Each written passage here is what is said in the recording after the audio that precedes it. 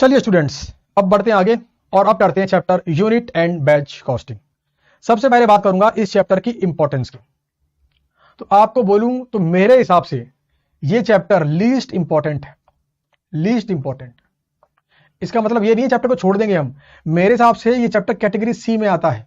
इसका मतलब ये बिल्कुल नहीं है कि चैप्टर को छोड़ देंगे हम।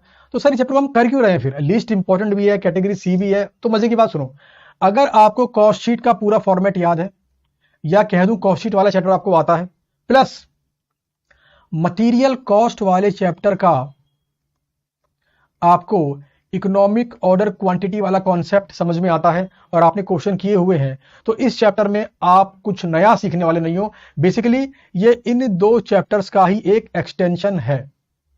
अच्छा, कैसे एक्सटेंशन है? देखो, कॉस्ट शीट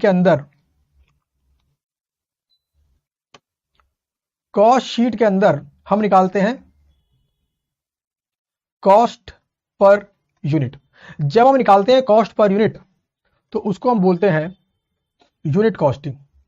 इस चैप्टर का नाम है यूनिट कॉस्टिंग। चैप्टर का नाम देखो जरा। जब हम निकालेंगे कॉस्ट पर बैच तो इसे बोल देंगे बैच कॉस्टिंग। यानी कि ऑलरेडी पढ़ा हुआ है। अच्छा, जब मैं निकालता हूं कॉस्ट पर यूनिट, मेरा फॉर्मूला क्या होता है? Total cost divide by total units.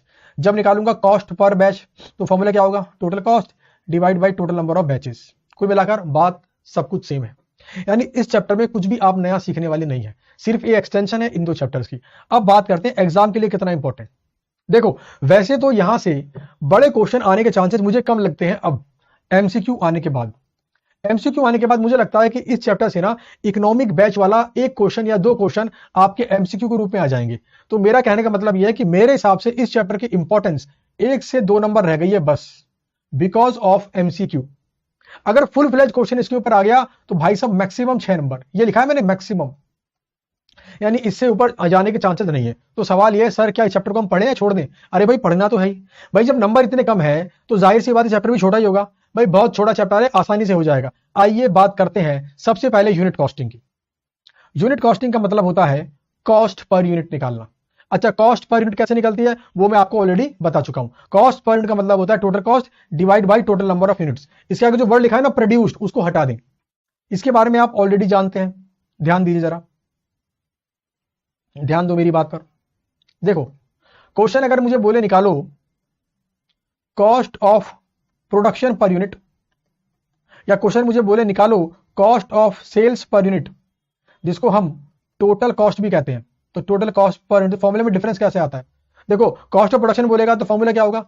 Total cost of production divide by total units produced. और जब बोलेगा टोटल कॉस्ट निकालो पर यूनिट तो फॉर्मूला क्या होगा? Total cost of sales divide by total units sold.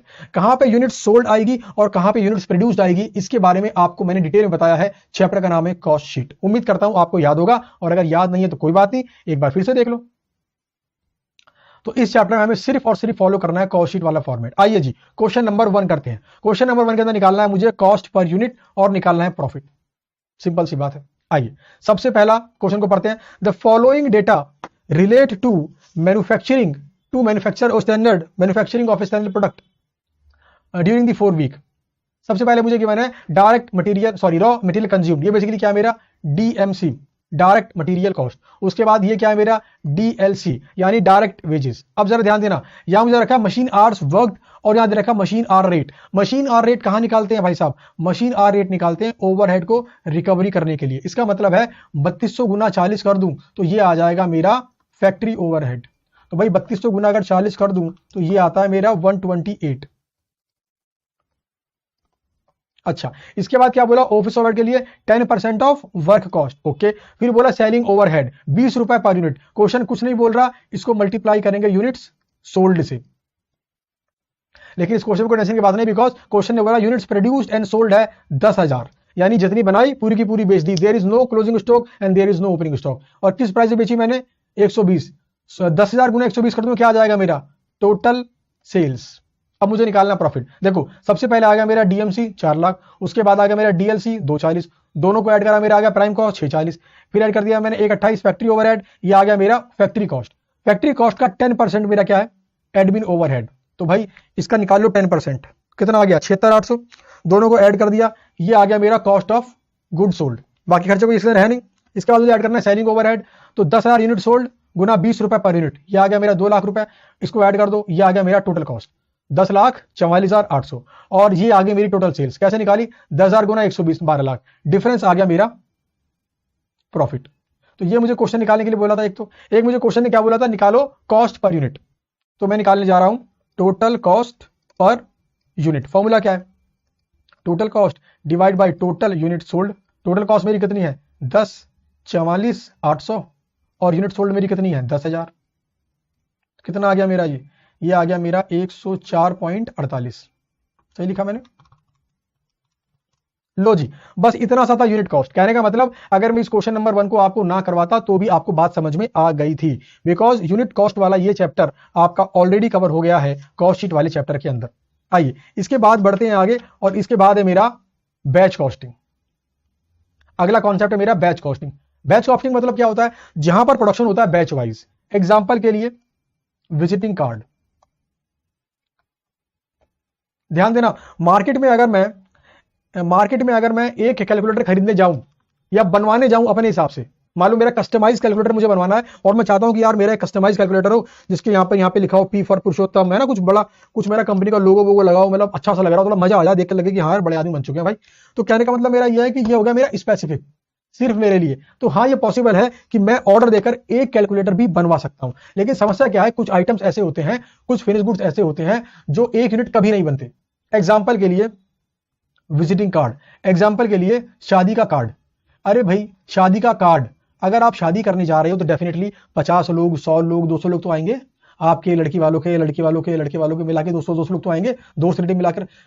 तो होता क्या है, जिसके पास भी आप कार्ड बनवाने जाओगे, चाहे विजिटिंग कार्ड चाहे शादी वाला कार्ड, वो कभी एक नहीं छापेगा। वो क्या करेगा, वो बोलेगा साहब मेरे पास है ना अलग अलग बैच है मतलब वो बोलेगा देखो या तो बनवा लो 100, या बनवा लो 250, और या बनवा लो 400। ये मेरे पास 3 अलग अलग बैच है, यानी ये है मेरा बैच 1, ये है मेरा बैच 2, और ये है मेरा बैच 3। आप उसे बोलो कि 99 बना दो, वो 99 नहीं बनाएगा, वो बोलेगा 100 बनवा लो आप उसे बोलो 125 बना दो, वो बोलेगा भाई देख लो 100 या 250। कहने का मतलब है उसका बैच फिक्स है, यानी एक बैच में आपके लिए वो कितनी नंबर ऑफ यूनिट्स बनाएगा उसने ऑलरेडी फिक्स कर दिया है, और उसको वो चेंज नहीं करेगा, बिकॉज उसको वो अगर चेंज करता है तो उसका खर्चा बहुत ज्यादा आ जाएगा, और जब खर्चा बहुत ज्यादा आएगा तो मार्केट में माल नहीं बिकेगा। ध्यान देना, पूरे सब्जेक्ट का मेन फोकस है कॉस्ट पर यूनिट को निकालना, यानी कि अगर कॉस्ट पर यूनिट बहुत ज्यादा आ गया तो सेलिंग प्राइस बहुत ज्यादा होगा, और जब सेलिंग प्राइस बहुत ज्यादा होगा तो मार्केट में माल बिकेगा ही नहीं, तो प्रॉफिट क्या मैक्सिमाइज कर लोगे आप, प्रॉफिट आप मैक्सिमाइज नहीं कर पाओगे। समझे बात को। तो होता है बैच वाइज। तो बेसिकली होता क्या है, वो आपको ये बोल ही नहीं रहा कि मेरा कॉस्ट पर कार्ड इतना आएगा, वो मुझे बोल रहा है भाई cost per batch of card इतना आएगा, यानी 100 बनवाओगे तो आपसे लूंगा मान लो 1500 रुपए है, 250 बनवाओगे तो मान लो आपसे लूंगा मैं 3500 रुपए, ऐसे एग्जांपल दे रहा हूं मैं ना, और अगर 400 बनवाओगे तो मान लो मैं आपसे लूंगा 4500 रुपए। तो ये मैंने ऐसे एग्जांपल लिया, तो उसने मुझे 3 बैच दिया, अब ये मेरी मर्जी है 100 बनवाने हैं, 250 की 400। तो कहने का मतलब है विजिटिंग कार्ड या शादी कार्ड वाले केस के अंदर हम कभी भी पर यूनिट नहीं बनाते हैं, यहां बनाया जाता है बैच वाइज। और बेसिकली हमेशा ये क्या होता है, ये स्पेशल ऑर्डर होता है। भाई मेरे जो विजिटिंग कार्ड है वो मेरे होंगे ना, उस पर मेरा नाम लिखा होगा, मेरा एड्रेस लिखा होगा, मेरी क्वालिफिकेशन, मेरी कंपनी के बारे में लिखा होगा। आपका जो विजिटिंग कार्ड होगा उसमें आपका नाम लिखा होगा, आपका एड्रेस लिखा होगा, आपकी फोटो भी छवि हो सकता है, आपका मोबाइल नंबर लिखा होगा। तो ये स्पेसिफिक ऑर्डर होते हैं, अगर मैं ऑर्डर दूंगा मेरे लिए तो मेरे लिए बनेगा, मेरा कार्ड आप यूज नहीं कर सकते, आपका कार्ड मैं यूज नहीं कर सकता। वही सेम कहानी शादी वाले कार्ड की। तो यहां पे निकाला जाता है कॉस्ट पर बैच। तो भाई cost per batch simple formula, total cost divide by total number of batch. मुश्किल क्या है इसके अंदर, टोटल कॉस्ट कैसे निकालूंगा, अगेन फॉलो करो कॉस्ट शीट। आइए क्वेश्चन नंबर 2 करते हैं। Question number 2, Arnav confectioners owns a bakery which is used to make bakery items like pastries, cakes, muffins. AC used to bake at least 50 units of any item at a time. ध्यान देना, अगर आप इसके पास गए और आपने जाके बोला भैया मेरे लिए केक बना दो, वो बोलेगा भाई साहब आपके लिए केक नहीं 50 का मल्टीपल है। अब आप देख लो, एक बार में 50 यूनिट बनाऊंगा, यानी 50 पेस्ट्री बनाऊंगा, या 50 केक बनाऊंगा, या 50 मफिन्स बनाऊंगा। अब आप देख लो आपको बनवानी कितनी है, 50 केक, 50 पेस्ट्रीज या 50 मफिन्स, यानी 50 क्या है इसका, ये इसका है batch size. A customer has given an order for 600 muffins, इसका मतलब है 600 बनाने हैं। तो मुझे बताओ 600 बटा 50, इसका मतलब है इसको बनाने पड़ेंगे 12 बैच। ऑलराइट, इसके बाद है to process a batch of 50 muffins, यानी मुझे जो खर्चा दे रखा है नीचे ये पर बैच है, ध्यान देना, पर यूनिट नहीं है। डार्ट मटेरियल 500 पर बैच, मुझे बनाने कितने हैं 12, तो गुना कर दो 12 से। फिर डार्ट वेरियस 50 रुपए पर बैच, गुना कर दो 12 से। फिर उसके बाद ओवन सेटअप कॉस्ट 150 गुना 12 कर दो। तो भाई साहब ये तीनों खर्चे ऐड कर दो।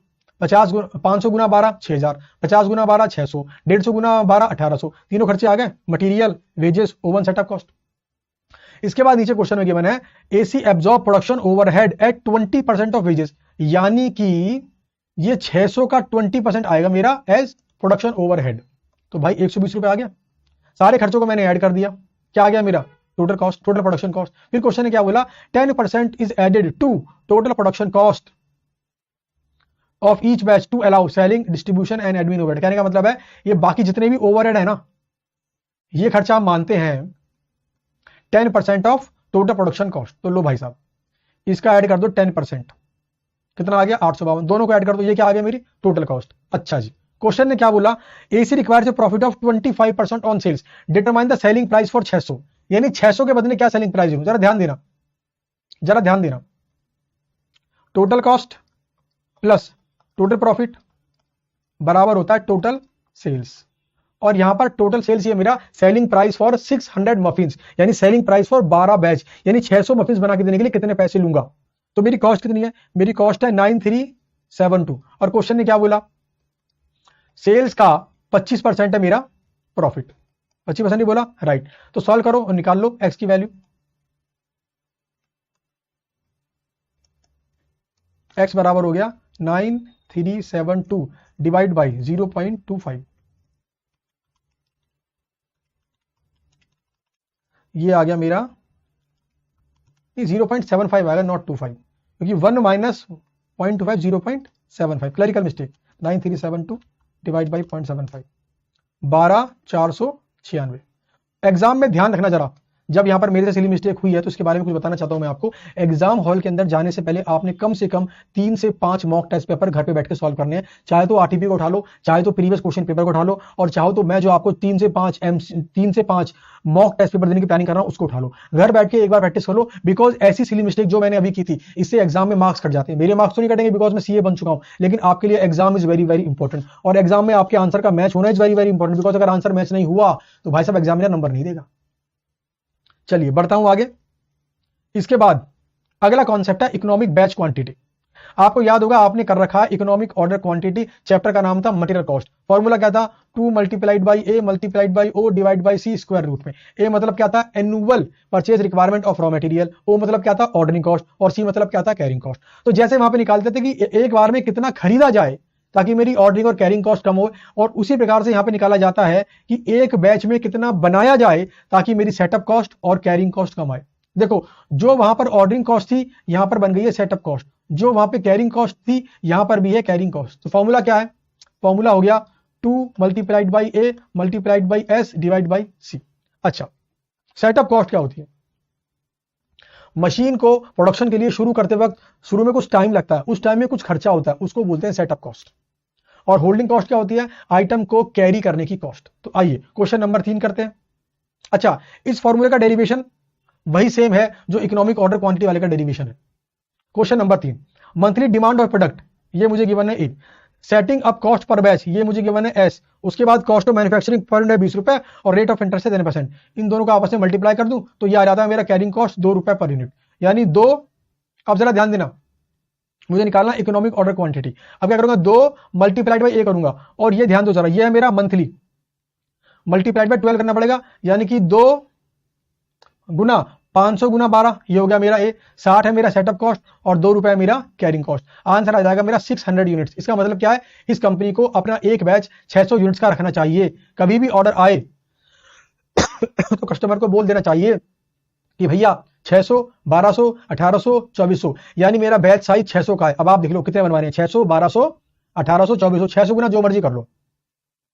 आइए इसके बाद बढ़ते हैं आगे। Question number 4, Messrs KBC Bearings Limited is committed to supply 48,000 bearings per annum. Basically ये हमारा A है।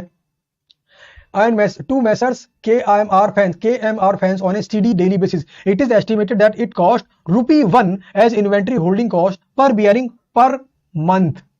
और ध्यान देना मैं कैरिंग कॉस्ट निकालता हूं हमेशा पर यूनिट पर एनम, और यहां पे निकालूंगा पर यूनिट पर एनम, कितना आ जाएगा मेरा 1 गुना 12, 12 मेरा क्या है, साल में होते हैं 12 महीने, इसका मतलब मेरा 12 रुपए हो गया पर यूनिट पर एनम।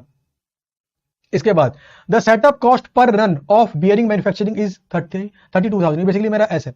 सबसे पहले मुझे निकालना है ऑप्टिमम रन साइज, बेसिकली मुझे निकालनी है इकोनॉमिक बैच क्वांटिटी। तो मेरे पास ए बी है, मेरे पास एच बी है और मेरे पास सी बी है। तो लो भाई 2 multiplied by A multiplied by S divide by C और कर दो स्क्वायर रूट में, तो ये आ गया मेरा इकोनॉमिक बैच क्वांटिटी। यानी इस कंपनी को एक बार में 5060 बनाने चाहिए, मतलब इसका इकोनॉमिक बैच क्वांटिटी साइज है 5060 यूनिट्स। यानी कि एक बार में इसको अपनी कॉस्ट कम करने के लिए 5060 यूनिट्स बनानी चाहिए। अगला पॉइंट है state what would be the interval between 2 consecutive optimum runs. यानी आज प्रोडक्शन करा स्टार्ट, उसके बाद दोबारा कब करें, तो ध्यान दो मेटेरियल वाले चैप्टर में हमने पढ़ा था फ्रीक्वेंसी ऑफ ऑर्डर वाला कॉन्सेप्ट। उसका फॉर्मूला क्या था, ए बाय क्यू। तो यहां पर भी निकालो जरा ए बाय क्यू। तो ए मेरा कितना है 48,000 और क्यू मेरा कितना आ गया, क्यू मेरा आया 5060, तो ये आ गया 9.49 और राउंड ऑफ करने पे हो गया 10 रन। यानी कि पूरे साल में इस कंपनी को 10 बार मशीन चलानी पड़ेगी।